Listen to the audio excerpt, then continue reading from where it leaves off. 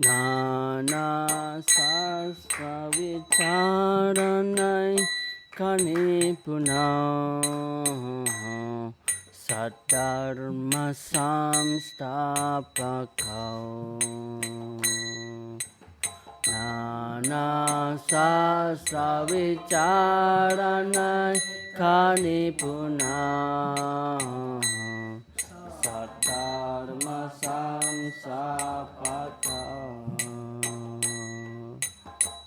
Lokanam hitakarinau tribhuwane Manyau saranya karau Lokanam hitakarinau tribhuwane Manyau saranya Radha Krishna Padaravinda Bhajana Nandina Matalikau Radha Krishna Padaravinda Bhajana Nandina Matalikau Vande Rupa Sanatana Raghuyoga Sri Jiva Gopalaka Vande Rupa Sanatana Raghuyoga Sri Jiva Gopalaka Vande Rupa Sanatana Raghuyoga Sri Jiva Gopalaka Vande Rupa Sanatana Raghuyoga Sri Jiva Gopalaka Hamba bersujud dengan hormat kepada 6 Goswami, yakni Sila Sanatana Goswami, Sila Rupa Goswami, Sila Raghunatha Bhatta Goswami, Sila Raghunatha Dasa Goswami, Sila Jiva Goswami, dan Sila Gopala Bhatta Goswami, yang sangat ahli dalam meneliti semua kitab suci yang diwahyukan dengan tujuan menegakkan prinsip-prinsip dharma yang kekal untuk kesejahteraan seluruh umat manusia.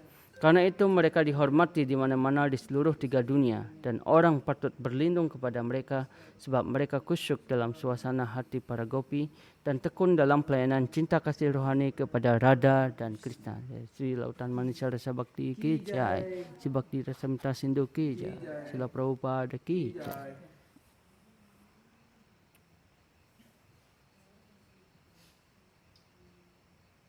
Oke, sampai mana kita kemarin? Anatanewriti. Jadi kita sebelum kita membahas lanjutan dari Lautan Manisha Rasa Bhakti, kita kemarin sudah membahas dalam tingkatan Anartanewriti, di mana di Anartanewriti itu atau pengikisan dari semua anarta itu, dari keempat dari Anartanewriti, semua yang ketiganya adalah positif. Maksudnya yang pertama, anarta yang pertama berasal dari asubha karma. Jadi karma-karma buruk itu anartanya muncul yang sekarang. Yang kedua berasal dari karma baik. Yang ketiga berasal dari bhakti yang tidak sempurna.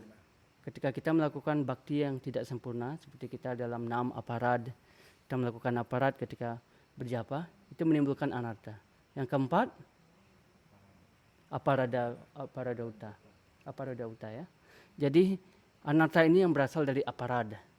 Jadi ketiga hal itu sebenarnya yang quite di dalam bhakti yang lebih sebenarnya kita perlu aware.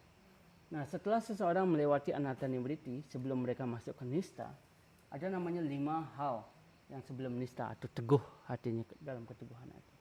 Yang pertama, seseorang biasanya akan mengalami laya atau di sana drowsiness, mengantuk. ketika sudah mendengar Srimad Bhagavatam mengantuk, atau ketika sebenarnya ingin melakukan suatu hal mengantuk. Jadi sampai salah satu juga teman tiang di Berindawan pada saat itu punya tips untuk kita semua. Jadi kalau Anda sebenarnya ingin, kalau Anda malam-malam misalnya nggak bisa tidur, putar aja kelas dari Srimad Bhagavatam, Anda pasti tidur. Jadi umumnya ketika kita mendengar kelas atau kita play recording dari kelas, kita langsung mengantuk. Jadi salah satu sistem atau simptom ciri-cirinya sebelum kita masuk ke nista, di mana di sana keteguhan hati sudah fix dalam sadhana atau bhajan itu, kita akan mengalami laziness, drowsiness, yaitu disebut dengan laya. Yang kedua adalah vikshepa atau distraction. Jadi kita selalu terganggu. Kadang-kadang pikiran ketika berjapa mengajak kita ke sana kemari, terganggu dengan hal-hal yang mungkin kecil buat kita. Nah, ini hal yang menarik yang disebut dengan vikshepa ini. Jadi kita mengetahui dalam berjapa itu apa yang sebenarnya menjadi keterikatan kita yang kuat. Umumnya dalam berjapa itu akan kelihatan, dia akan menarik pikiran kita ke sana, di mana sebenarnya keterikatan kita yang paling kuat, yang mengajak lagi ke sana kemari. Nah, itu adalah vikshepa. Dan apratipati atau incompetence. Apratipati ini artinya seorang tidak punya kemampuan untuk hal itu. Incompetence. Ini bisa juga karena sebenarnya kekurangnya pengetahuan, kurangnya juga latihan.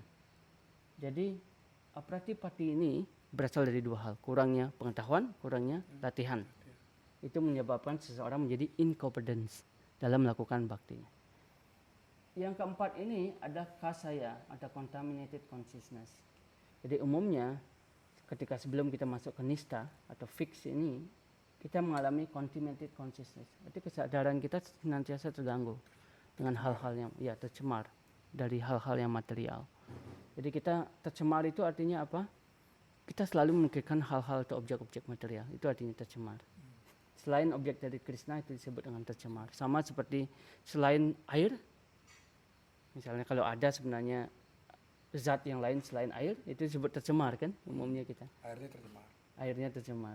Nah begitu pula selain objeknya dari Krishna itu disebut tercemar di sini. Kasaya. Kesadaran kita ya. Kesadaran kita. Dan rasa swada, taste for mundane pleasure. Jadi keinginan untuk mendapatkan hal-hal pleasure atau kesenangan-kesenangan material. Jadi ini yang dirasakan sebelum kita masuk ke nista. Karena di dalam tingkatan nista itu sudah sebenarnya benar-benar akan benar-benar akan terwujud di dalam tingkatan nista itu. Yang pertama adalah tat anukula wastuwartini, yaitu di mana kita udah anukula, sudah benar favorable melakukan bakti. Favorable itu artinya dicirikan dari keempat hal ini sudah termanifestasi secara penuh. Kalau kita lihat keempat hal ini ada di Klesagni. Kalau kita lihat avidya, asmita, raga, dvesa dan abhinivesa ini semua hilang di anatta nivritti di tingkatan duskrota. Ini dihilangkan di sini bro ya? Iya, yang ini. Nah, yang ini dihilangkan di sini.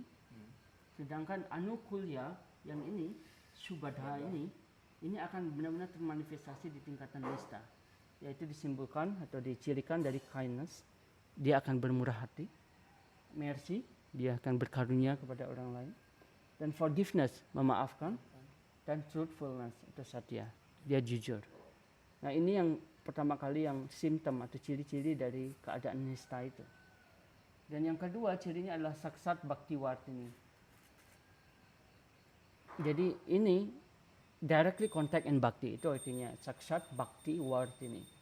Jadi disimbolkan dari bagaimana kaiti atau perform by the body, speech and the mind. Jadi ketika sebenarnya pelayanan bakti itu dilakukan dari pikiran, perkataan dan perbuatan. Benar, perkataan, ya pikiran dan perbuatan atau badan di sini. Nah, itu yang disebut dengan saksat bhakti wartini, di mana keseluruhan sebenarnya ini dari badannya, pikirannya, jadi perkataannya semua sudah disucikan atau hanya sebenarnya bicara tentang Krishna kata. Nah, ini disebut dengan nista. baru di tingkatan nista itu, baru tingkatan ruci itu akan termanifestasi. Ketika kita benar-benar melakukannya dengan baik, ruci itu disebut dengan attachment, keterikatan terhadap Krishna itu baru termanifestasi. Dan ini disimbolkan dari wastu wasista apekshani, yaitu test depending on external excellence. Ini artinya dalam ruci itu dibagi menjadi dua. Yang pertama adalah rasa itu bergantung terhadap kondisi kita, kondisi sekarang saat ini. Mungkin di pagi hari ketika kita duduk di sana di tepi sungai, luar biasa sekali. Japanya itu tergantung dari suatu kondisi tertentu. Sedangkan wastu wasista anepekshani artinya this not dependent on external excellence. Itu artinya rasa itu tidak bergantung terhadap kondisi yang ada. Mungkin ribut sekali kayak musik dangdut kemarin dan lain sebagainya. Pikirannya itu tidak terganggu sama sekali. Tetap pusat jawab. Iya. Jadi Wismanta Cakravarti Thakur menyebutkan di antara kedua ini yang highest taste itu ruci adalah wastu wasista anepekshani, yaitu nggak bergantung terhadap external circumstances, keadaan yang bersifat eksternal. Jadi ini adalah stage di mana kita sebenarnya melakukan sadhana.